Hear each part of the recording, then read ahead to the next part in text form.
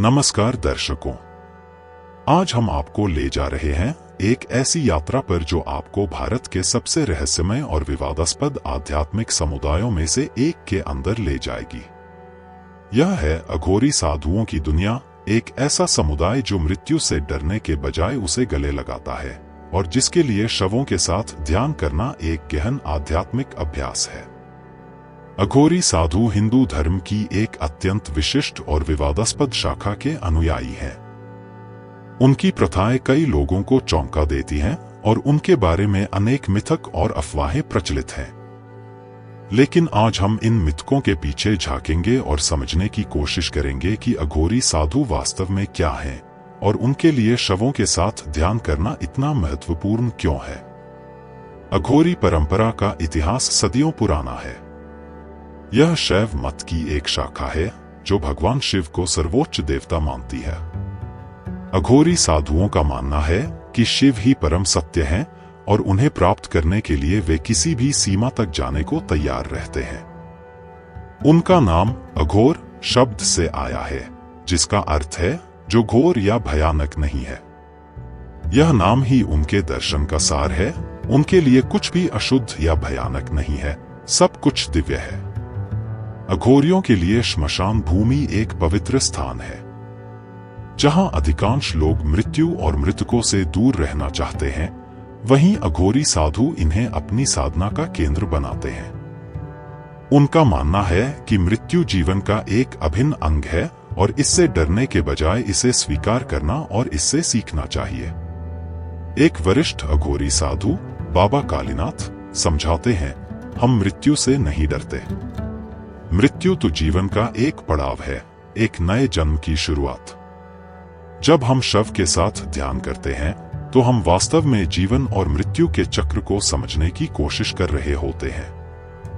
यह हमें याद दिलाता है कि हमारा शरीर नश्वर है, लेकिन हमारी आत्मा अमर है। अघोरी साधुओं द्वारा शवों के साथ ध्यान करने का प्रमुख उद्देश्य है अपने अंदर के भय और अहंकार को समाप्त करना। वे मानते हैं कि जब तक हम मृत्यु से डरते हैं, तब तक हम सच्चे ज्ञान और मोक्ष को प्राप्त नहीं कर सकते। शव के साथ ध्यान करके वे अपने मन में गहराई से बैठे इस भय का सामना करते हैं और उसे पार करने का प्रयास करते हैं। यह प्रक्रिया आसान नहीं होती। कई दिनों और रातों तक अघोरी साधु एक शव के पास बैठकर ध्यान करते हैं। वे अपने मन के हर कोने का सामना करते हैं, अपने डर, अपनी इच्छाओं, अपने अहंकार का। यह एक गहन मनोवैज्ञानिक और आध्यात्मिक प्रक्रिया है जो उन्हें अपने अस्तित्व के मूल तक ले जाती है। बाबा विश्वनाथ, जो पिछले 30 वर्षों से इस मार्ग पर हैं, बताते हैं, जब आप पहली बार एक शव के साथ ध्यान करते हैं तो आपका मन चीखता है, भागना चाहता है। लेकिन धीरे धीरे, जैसे जैसे आप इस अनुभव में डूबते जाते हैं, आप महसूस करते हैं कि यह शव आपसे अलग नहीं है। यह आपका ही प्रतिबिंब है, आपके अपने भविष्य का दर्पण। और तब एक क्षण आता है जब सारा भय, सारी घृणा गायब हो जाती है। आप केवल शांति और एकता का अनुभव करते हैं। अघोरी साधुओं के लिए श्मशान भूमि केवल एक स्थान नहीं है जहां मृतकों का अंतिम संस्कार किया जाता है।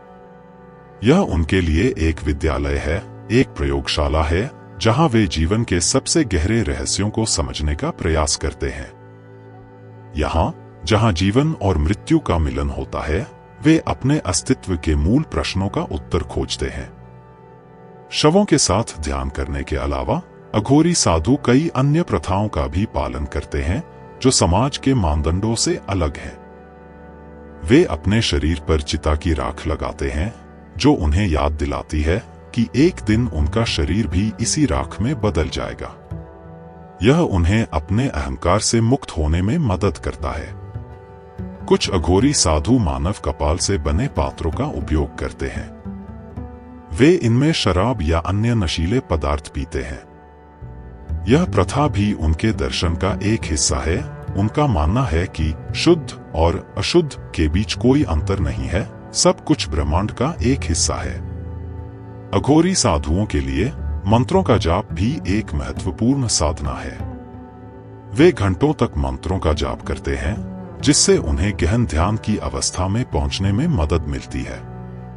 उनके मंत्र अक्सर शिव और काली जैसे देवताओं को समर्पित होते हैं, जो उनके लिए ब्रह्मांड की रचनात्मक और विनाशकारी शक्तियों का प्रतीक है। अघोरी तांत्रिक अनुष्ठानों में भी विश्वास करते हैं। ये अनुष्ठान अक्सर जटिल और लंबे होते हैं, जिनमें विभिन्न प्रकार के यंत्र, मंत्र और मुद्राओं का उपयोग किया जाता है। इन अनुष्ठानों का उद्देश्य आध्यात्मिक शक्तियों को जागृत करना और साधक को उच्च चेतना के स्तर तक ले जाना होता है। बाबा अघोरानंद, जो कई दशकों से इस मार्ग पर हैं, समझाते हैं, हमारी प्रथाएं किसी को चौंकाने या डराने के लिए नहीं है। वे हमें अपने अंदर छिपे सबसे गहरे भयों और पूर्वाग्रहों का सामना करने में मदद करती हैं। जब आप एक शव के साथ ध्यान करते हैं, तो आप मृत्यु के भय से मुक्त हो जाते हैं। जब आप समाज द्वारा अशुद्ध माने जाने वाले पदार्थों का सेवन करते हैं, तो आप शुद्धता और अशुद्धता की धारणाओं से परे चले जाते हैं। यह सब हमें उस परम सत्य तक पहुंचने में मदद करता है, जो सभी द्वैतों से परे है। हालांकि अघोरी साधुओं की प्रथाएं विवादास्पद हैं, लेकिन यह भी सच है कि कई अघोरी समाज सेवा में भी संलग्न रहते हैं। वे गरीबों और बीमारों की मदद करते हैं, उन्हें भोजन और दवाएं देते हैं। उनका मानना है कि सेवा भी एक प्रकार की साधना है, जो उन्हें आध्यात्मिक उन्नति में मदद करती है। बाबा रामनाथ, जो एक छोटे से क्लिनिक में सेवा करते हैं, कहते हैं, हम केवल श्मशान में नहीं रहते। हमारा मानना है कि सच्चा ज्ञान तभी आता है जब आप दूसरों की सेवा करते हैं। जब मैं किसी बीमार व्यक्ति की देखभाल करता हूं, तो मुझे लगता है कि मैं स्वयं शिव की ही सेवा कर रहा हूं। यह हमें याद दिलाता है कि हम सभी एक ही दिव्य शक्ति के अंश हैं।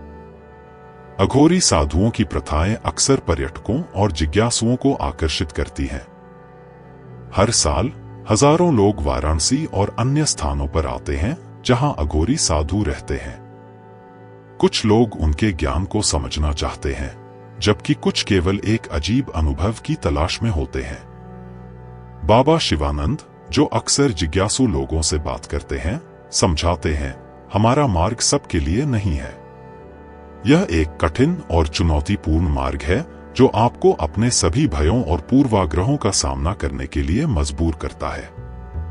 लेकिन अगर आप सच्चे ज्ञान की खोज में हैं, तो यह आपको वह सब दे सकता है जो आप चाहते हैं। राजेश, एक युवा जो हाल ही में अघोरी साधुओं से मिला था, कहता है, मैं उनकी प्रथाओं से डरा हुआ था, लेकिन जब मैंने उनसे बात की, तो मुझे एहसास हुआ कि वे वास्तव में बहुत ज्ञानी और दयालु हैं।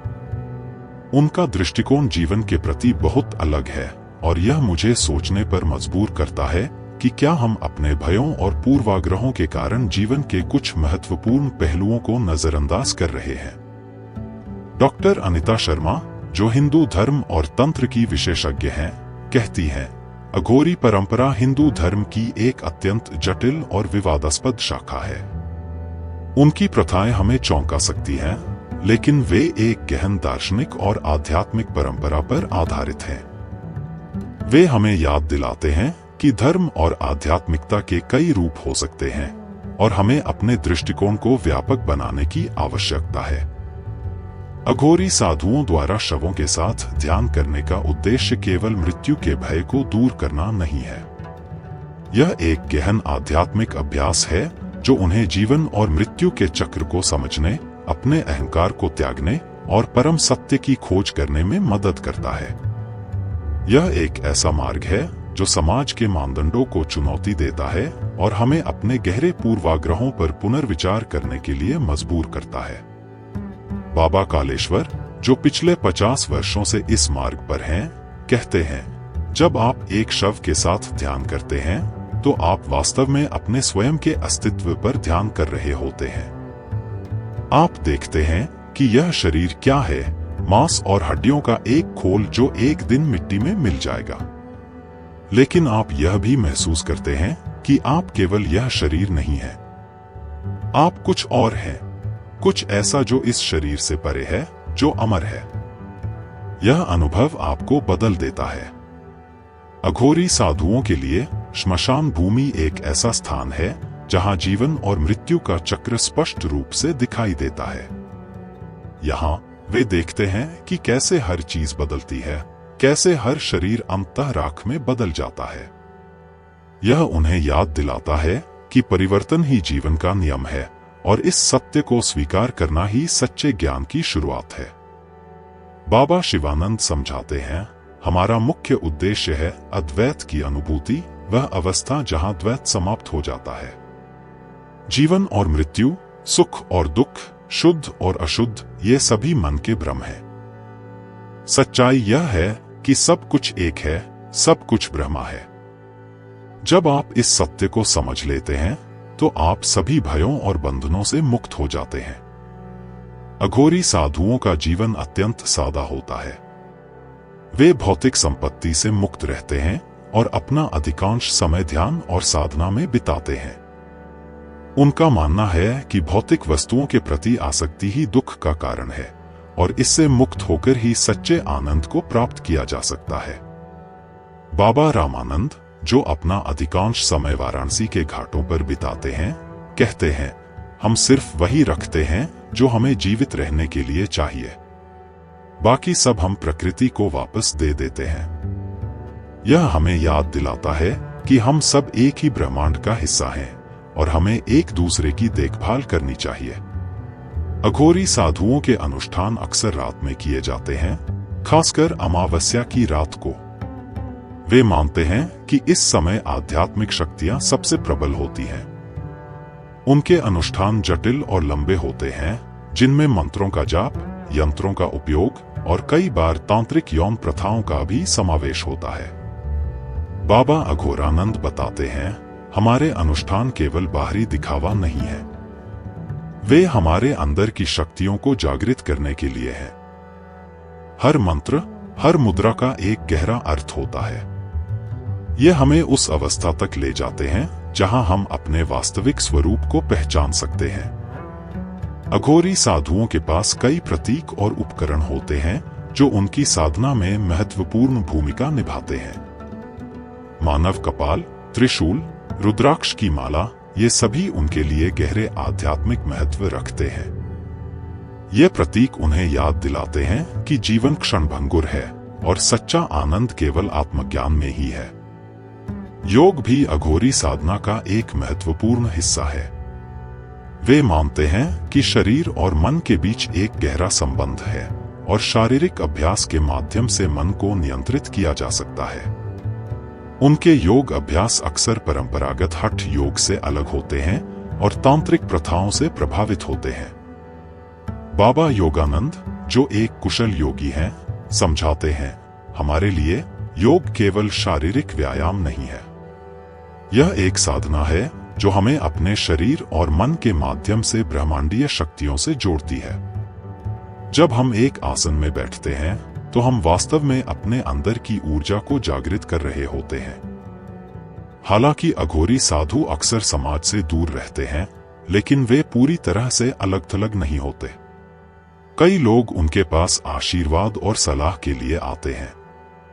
अघोरी साधुओं को अक्सर तांत्रिक शक्तियों का ज्ञाता माना जाता है और कई लोग अपनी समस्याओं के समाधान के लिए उनके पास आते हैं। बाबा कालीनाथ कहते हैं, हम लोगों की मदद करते हैं क्योंकि हम मानते हैं कि सभी प्राणी एक ही दिव्य शक्ति के अंश हैं। जब हम किसी की मदद करते हैं तो हम वास्तव में अपने ही विस्तारित रूप की सेवा कर रहे होते हैं। यह हमारी साधना का ही एक हिस्सा है। यह ध्यान देना महत्वपूर्ण है कि सभी अघोरी साधु एक जैसे नहीं होते। इस समुदाय में विविधता है और हर साधु का अपना व्यक्तिगत दृष्टिकोण और साधना पद्धति होती है। कुछ अत्यंत कठोर प्रथाओं का पालन करते हैं, जबकि अन्य अपेक्षाकृत सौम्य दृष्टिकोण अपनाते हैं। महिलाएं भी इस परंपरा का हिस्सा हैं, हालांकि उनकी संख्या पुरुषों की तुलना में कम है।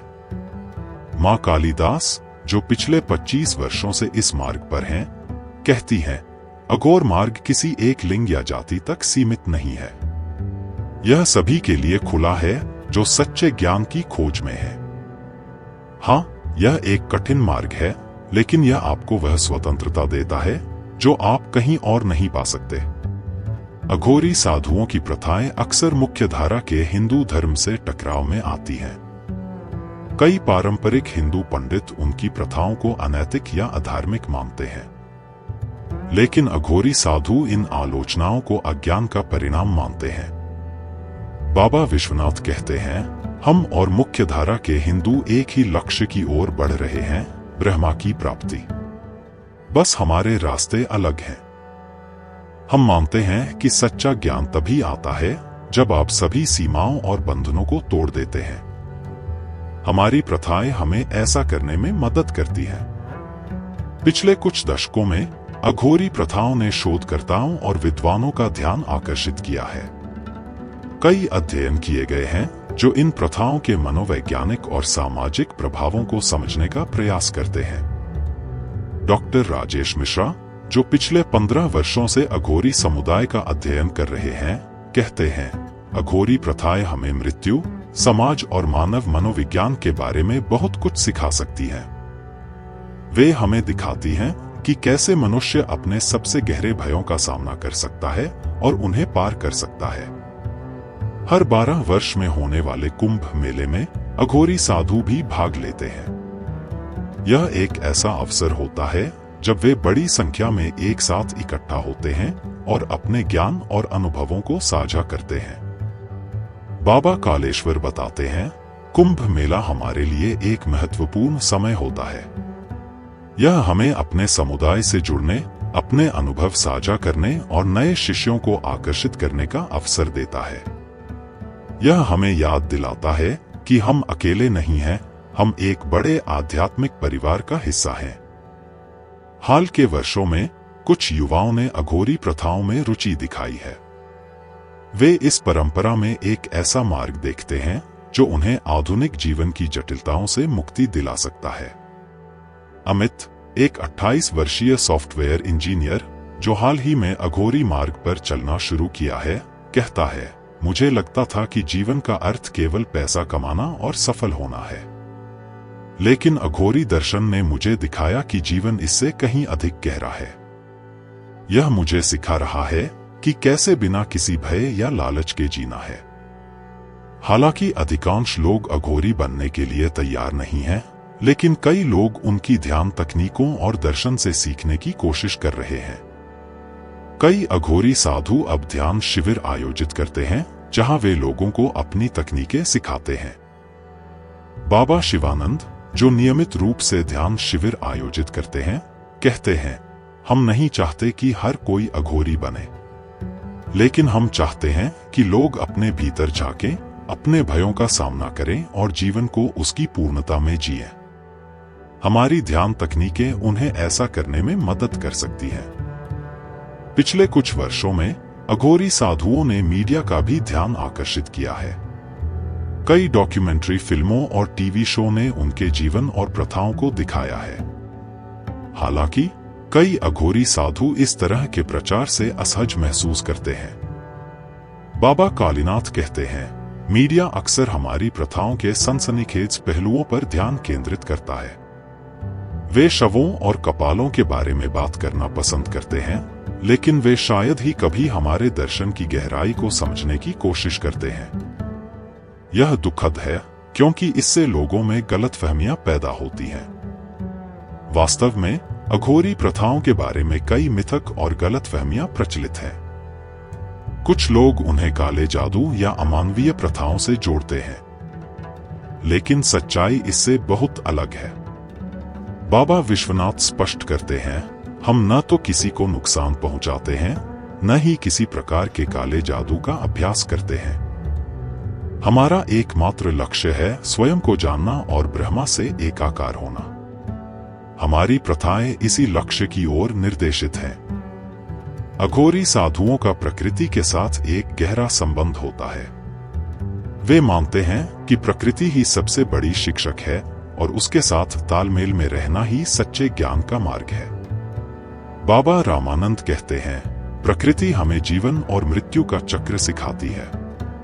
वह हमें दिखाती है कि कैसे हर चीज बदलती है, कैसे विनाश और निर्माण एक ही सिक्के के दो पहलू हैं। जब हम प्रकृति के साथ एकाकार हो जाते हैं तो हम ब्रह्मांड के रहस्यों को समझने लगते हैं। चंद्रमा के विभिन्न चरणों का भी अघोरी साधना में महत्वपूर्ण स्थान है। वे मानते हैं कि चंद्रमा की कलाओं का मानव मन और शरीर पर गहरा प्रभाव पड़ता है। बाबा चंद्रशेखर बताते हैं, पूर्णिमा और अमावस्या हमारे लिए विशेष महत्व रखती हैं। इन दिनों प्राकृतिक और आध्यात्मिक शक्तियां अपने चरम पर होती हैं। हम इन दिनों विशेष अनुष्ठान करते हैं जो हमें इन शक्तियों से जोड़ते हैं। जड़ी बूटियों और पौधों का ज्ञान भी अघोरी परंपरा का एक महत्वपूर्ण हिस्सा है। वे विभिन्न पौधों के औषधीय और आध्यात्मिक गुणों का उपयोग अपनी साधना में करते हैं। बाबा वनस्पति, जो जड़ी बूटियों के विशेषज्ञ माने जाते हैं, कहते हैं, प्रकृति ने हमें हर बीमारी का इलाज दिया है।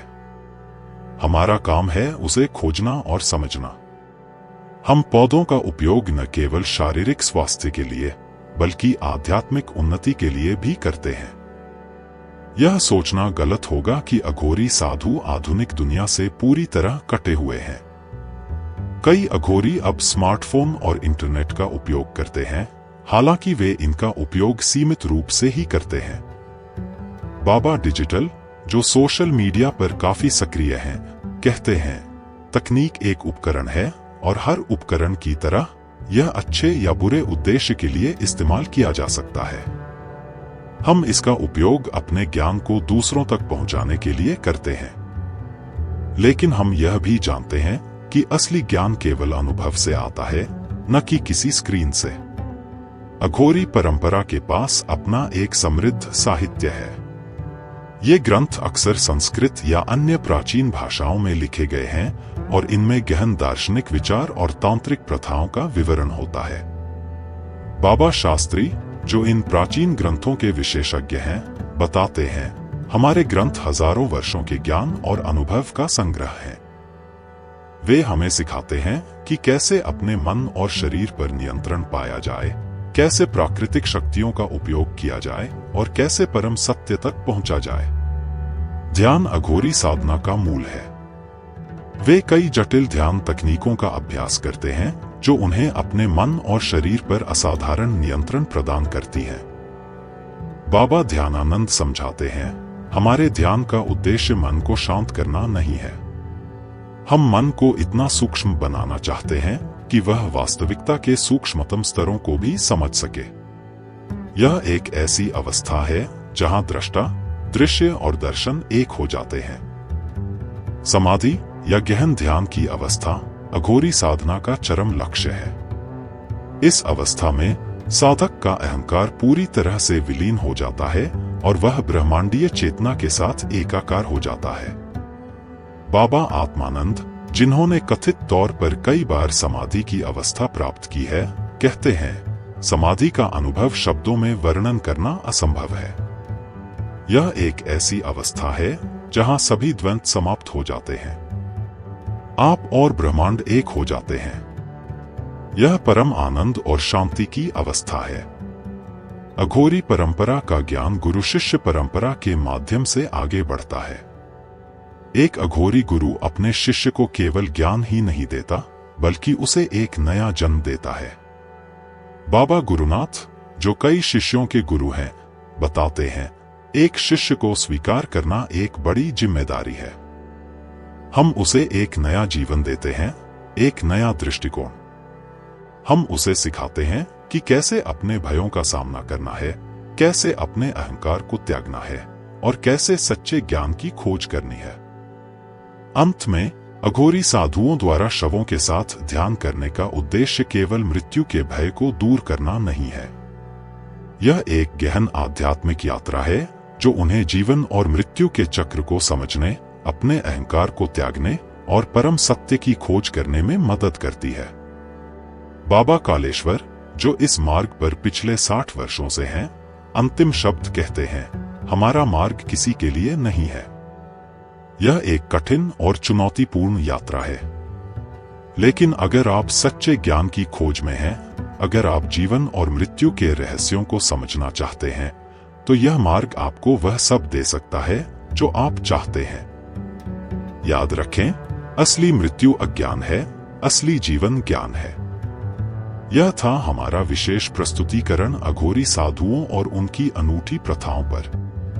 हमने देखा कि कैसे ये साधु मृत्यु के साथ साथ जीवन का भी जश्न मनाते हैं, कैसे वे समाज के नियमों को चुनौती देते हुए अपने आध्यात्मिक लक्ष्यों की ओर बढ़ते हैं। अघोरी मार्ग हमें याद दिलाता है कि जीवन और मृत्यु एक ही सिक्के के दो पहलू हैं और सच्चा ज्ञान इन दोनों को स्वीकार करने में है।